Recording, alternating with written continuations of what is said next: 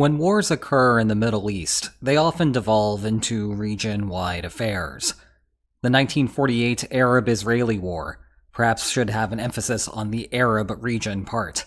It was not just one country against Israel, but rather Egypt, Transjordan, Iraq, and Syria, with cameos from Lebanon, Saudi Arabia, and Yemen. In the Six-Day War of 1967, some of the flags changed, but the idea remained the same. The Yom Kippur War at least narrowed down the main combatants to Egypt and Syria, with, more flag changes. But the expeditionary forces came in from seemingly everywhere. Even Cuba and North Korea somehow made it into the mix. That is why, when people hear of a conflict between Israel and Hamas, they start worrying of a conflict between Israel and everyone else. Well, maybe not those two. And I guess we have to update the flags again. That is why today we are going to focus on the possibility of a region-wide war breaking out. We will begin with the good news of why Israel's direct stately neighbors are unlikely to expand the conflict, with specific discussions of Egypt, Jordan, Saudi Arabia, Syria, and Lebanon, and focusing on the possible short-term windows of opportunity available. Then we will switch to the higher risk of non-state involvement within the region, and internal competitions to compete for scarce resources. Afterward, we will shift our attention to the main event of the evening, Iran, and also the steps that the United States has already taken to deter an intervention from Tehran. But we begin with traditional conflict expansion from the neighbors. The outsider's perspective here is that Israel is under attack. Israel is fighting back. The neighboring countries do not like Israel, and so they will all intervene to support Hamas. But this is misleading in some cases, and more complicated in others. First up is Egypt. It is not just that Egypt and Israel normalized relations during the Carter administration, or that the United States continues to provide aid to Egypt, administration after administration, in part to incentivize peace with Israel. It is also that Egypt actively cooperates with Israel on issues in Gaza, particularly the blockade of the Strip since 2007. In short, Egypt is not sympathetic to Hamas's cause. If you were wondering why it took so long to get 20 trucks of humanitarian aid into Gaza, well, that is it. And bear in mind that 20 means less than one truck per 100,000 Gazans. The real concern in Cairo is what might happen if refugees begin spilling over the border in large numbers. But either way, this is not a repeat of one of those older wars. Jordan is a similar story. The two normalized relations in the 1990s to less fanfare, which means there is little desire to restart the hostilities. Saudi Arabia's incentives are in a transitionary period. As we have discussed before, one of the motivations behind Hamas's initial attack was to disrupt the normalization process between Saudi Arabia and Israel. It may very well have been effective in that regard. The harder that Israel presses into Gaza, the more negative headlines will be seen among Saudi Arabian citizens, and the less the powers that be can push forward with trying to join the forces in a fight against Iran. But we are not going to see a complete 180-degree turn, with Saudi Arabia actively fighting Israel. Meanwhile, Syria is too preoccupied to shift its forces to, say, the Golan Heights, and open up a second front there. Israel can thank the Syrian civil war for that distraction. And indeed, Israel has steadily intervened in the Syrian civil war, because long ago it devolved into a proxy battle with Iran. Thus, the Gaza crisis has critical implications for Syria. However, they will manifest in Syria in the form of an opportunity to take advantage of a distracted Israel, rather than an intervention further west. And, in any case, the United States has picked up some of the slack Israel has left off, having no issue responding to ramped-up attacks on its assets there. Finally, Lebanon is the most plausible of the interveners, lacking the same normalization processes, and not in the 13th year of a civil conflict. Israel and Lebanon also went to a war of sorts in 2006, and things have not exactly been pleasant in the meantime. As you might imagine, There is plenty of grassroots anger at Israel over its response to the crisis. But one important thing to note here is that Hezbollah, the political party/militant group most often involved in conflicts with Israel, and who in fact was the principal combatant of the 2006 war, holds relatively few seats in parliament. They are the ones in yellow, though they are a part of the current government of Lebanon. Now, at the risk of sounding like a broken record, if there is just a single thing to learn from this channel, it is that beef alone does not explain why wars occur. You have a 43-minute video just on that subject, and 150 pages from this book that I am sure you have never heard of before. You need a bargaining friction, and the one that may be at play here is concerns about shifting power. That is, that window of opportunity thing that I mentioned earlier.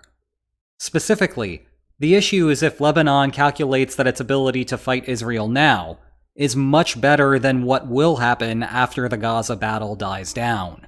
If that shift in the balance of power outweighs whatever cost concerns the parties have, then we have a war-causing problem.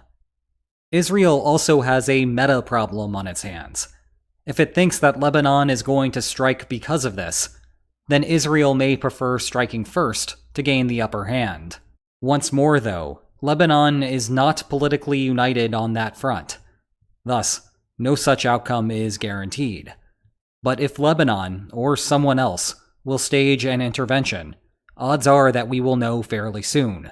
When bilateral wars expand to multilateral wars, they almost always do so within the first week of conflict. That may seem strange given that US interventions in World War I or World War II came late in the game, and they are among the most salient of interventions. But those were already multilateral wars, and the first week rule is talking about the first intervention. Basically, these arise because the third party wants to go in from the start, often because they have some sort of alliance provision, or to exploit the vulnerability of an obvious common enemy. But that makes for a useful transition point to our discussion of internal competition. This is the second phase of another explanation for the initial attack that we have previously covered. Recall the perverse idea of using violence as a form of advertisement. Imagine there are people wishing to volunteer their labor or money to militant groups, but are not sure whom to support. When they see an attack, what plays out in the media thereafter is an infomercial for the perpetrating group. This has a reverberating effect. Competing groups have to decide whether to do something to stay relevant, or call it quits. It turns out that Hamas has a ton of these peer competitors. I do not mean that in the sense that they want to fight wars against Hamas, or even that they have similar political aspirations within the Gaza Strip. Rather, they all compete for the similar scarce volunteers and donations. October 7th has made Hamas the default beneficiary, and those competitors are loath to concede market share. To further exacerbate that problem, as we have discussed before, Israel's response risks upsetting the supporter base and thereby expanding the pool of resources available, which again incentivizes further advertising in the form of attacks. And indeed, we have seen just such actions thus far. Consequently, the question is not if the war will expand in this manner, but rather how much it will expand by. Now on to the main event of the evening, Iran. Who says I'm monotone? Iran's incentives are similar to the states from earlier, but differ on two key dimensions. For one thing, it is a Jordan and an Iraq away from the battlefront, so an intervention would require a concerted effort. Already, that is why any Iranian interference is expected to come via its proxy, Hezbollah. But the biggest wrinkle with Iran is the nuclear dimension. Stop me if you've heard this one before. Tehran is perennially X number of years, or sometimes just X number of weeks away from developing a bomb. It all depends on which intelligence report you read. But, of course, they still don't have a bomb. The reason those timelines come and go is because the ultimate decision to build nuclear weapons is not a matter of physics. It is a political one. As we have discussed before, a ton of countries can build the bomb, but simply choose not to do so.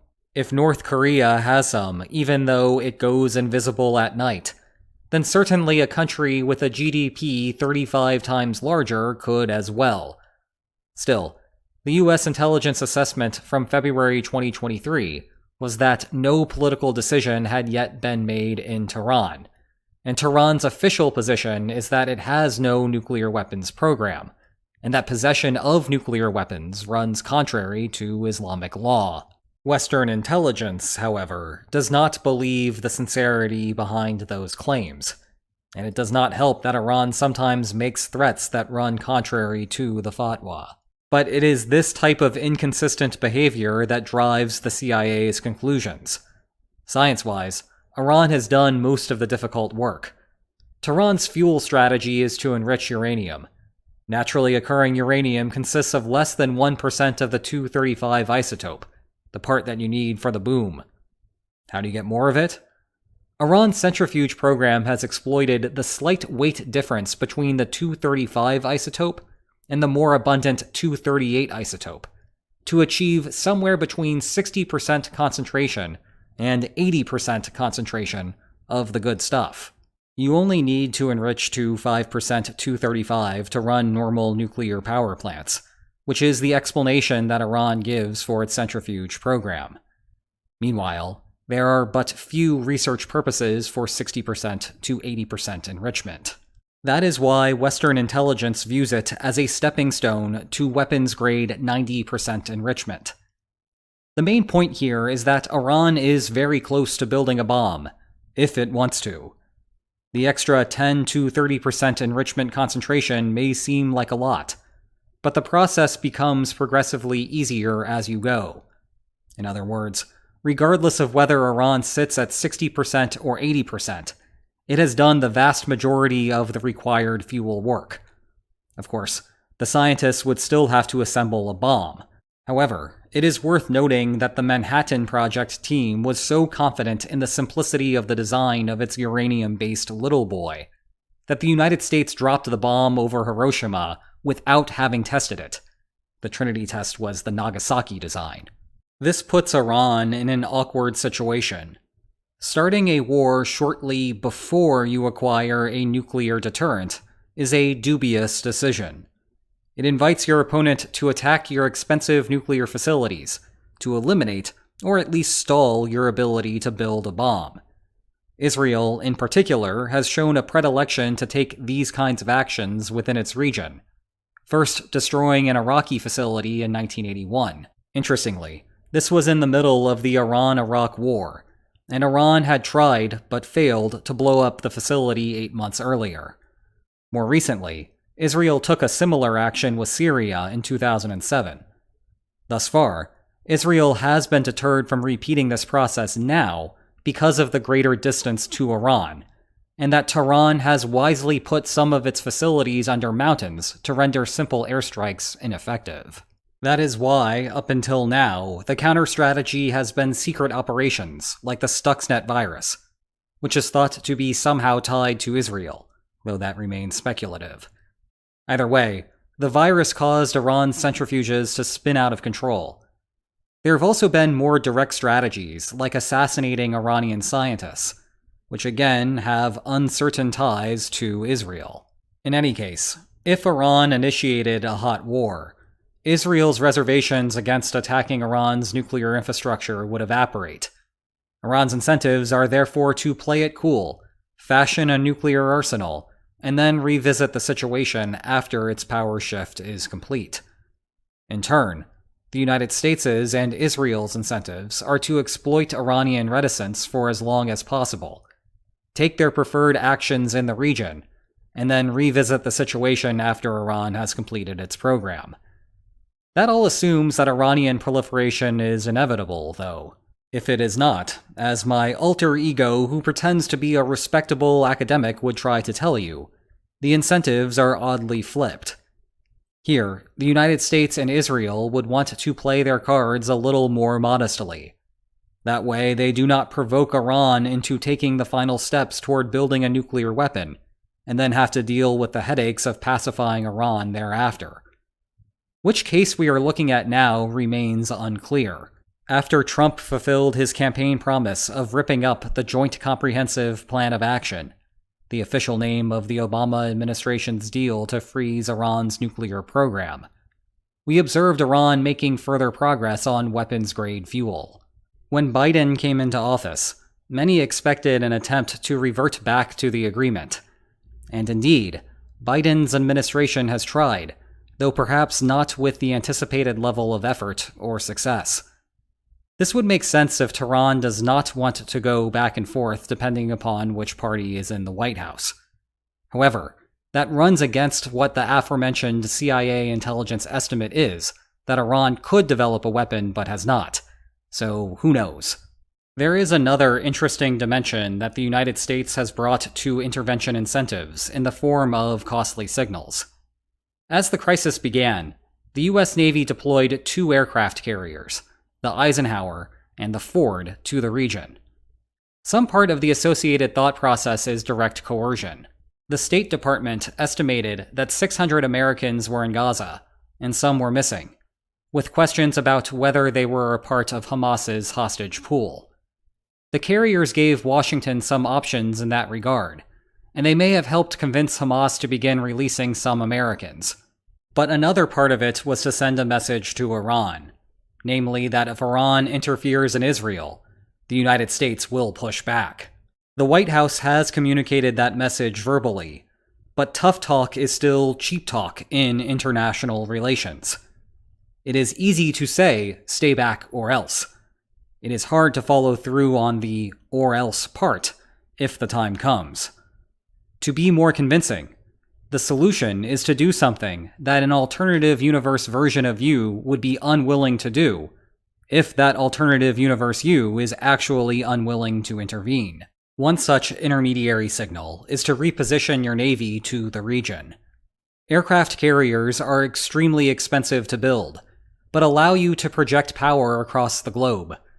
Even the Eisenhower, launched in 1975, is a nice ship despite its age.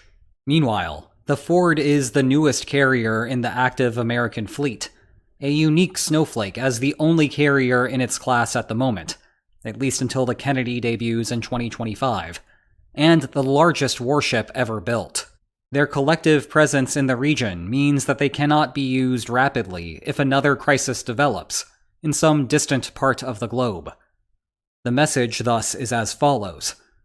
We do not want you to interfere with Israel, but we know that lying about our commitment there is easy.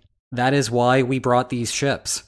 If we did not care at all about the issue, then we would have positioned the ships in a place that did matter to us, perhaps in a location like Norway to reassure our NATO allies, which in fact is exactly where the Ford was back in May. Obviously, this is not proof of the sincerity of the message. The United States might care enough to be willing to bluff with the carriers, but not willing enough to follow all the way through. But the point is that it tells Iran that the United States is definitely not ambivalent about the situation, and that is a big reason why those ships went there.